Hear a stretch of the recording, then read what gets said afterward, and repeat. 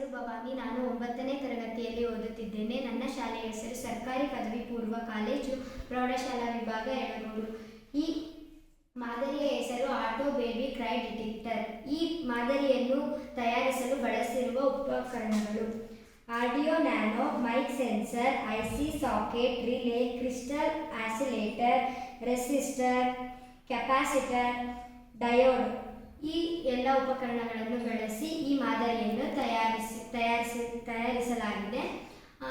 ಇವಾಗಿನ ಕಾಲದ ಈ ಮಾದರಿಯ ಮುಖ್ಯ ಉದ್ದೇಶವೇನೆಂದರೆ, ಇವಾಗಿನ ಕಾಲದಲ್ಲಿ doctor, engineer, software engineer, business ಮ್ಯಾನ್ಗಳು ಅವರು ಮಗುವನ್ನು ಮಾಡಿಕೊಂಡಾಗ ಅದನ್ನು ಆರೈಸಲು ಅವರಿಗೆ ಸಮಯವೇ ಸಿಗುವುದಿಲ್ಲ.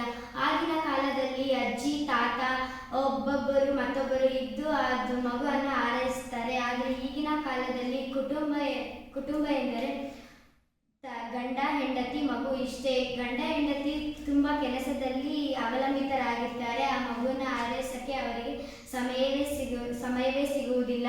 ಅಡುಗೆ ಮನೆಯಲ್ಲಾಗಿರ್ಬೋದು, ಕೈತೋಟದಲ್ಲಾಗಿರ್ಬೋದು, ಹೊರಾಂಗಣದಲ್ಲಾಗಿರ್ಬೋದು ಕೆಲಸದಲ್ಲೇ ಅವಲಂಬಿತರಾಗಿರ್ತಾರೆ. ಆ ಮಗು ಅಳ್ತು ಅಥವಾ ಏನಾದರೂ ಬಿದ್ದು ಪೆಟ್ಟಾಗಿ ಕಿರ್ಚಿದ್ರೋ, ಪರಿಸರದ ಇನ್ಯಾವುದೇ ಶಬ್ದದಿಂದ ಆ ಮಗು ಗಾಬರಿಯಾದರೆ ಹತ್ತಿದ ತಕ್ಷಣ ಇದು ಒಂದು ಮಾದರಿ ಇಷ್ಟೆಲ್ಲ ಸಮಸ್ಯೆಗಳಿಗೆ ಈ ಮಾದರಿ ಉಪಯೋಗವಾಗುತ್ತದೆ. ಈ ಮಗು ಹತ್ತಿದ್ದ ಧ್ವನಿಯನ್ನು ಗ್ರಹಿಸಿ ಈ ಸೈರನ್ ದೊಡ್ಡ ಶಬ್ದವನ್ನು ಉಂಟು ಮಾಡಿ ಪೋಷಕರಿಗೆ ಒಳ್ಳೆ ಸಿಗ್ನಲ್ ಅಂತ ಹೇಳ್ಬೋದು, ಒಳ್ಳೆ ಸಿಗ್ನಲ್ ಅನ್ನು ಕೊಡ್ತದೆ. ನೋಡೋಣ ಯಾವ ಥರ. ಇದು ಯಾವಾಗಲೂ ಆನ್ ಆಗಿರುತ್ತೆ, ಆದರೆ ನಾವಿಲ್ಲಿ ತೋರಿಸೋದಕ್ಕೆ ಇವಾಗ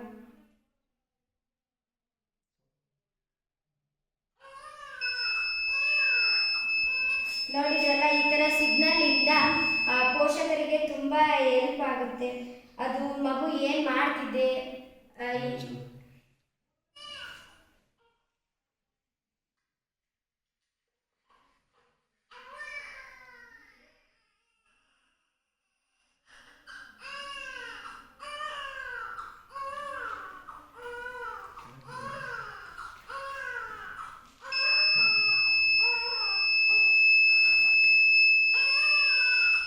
ನೋಡಿದ್ರಲ್ಲ, ಈ ಥರ ಸಿಗ್ನಲ್ ಅನ್ನು ಕೊಡ್ತದೆ.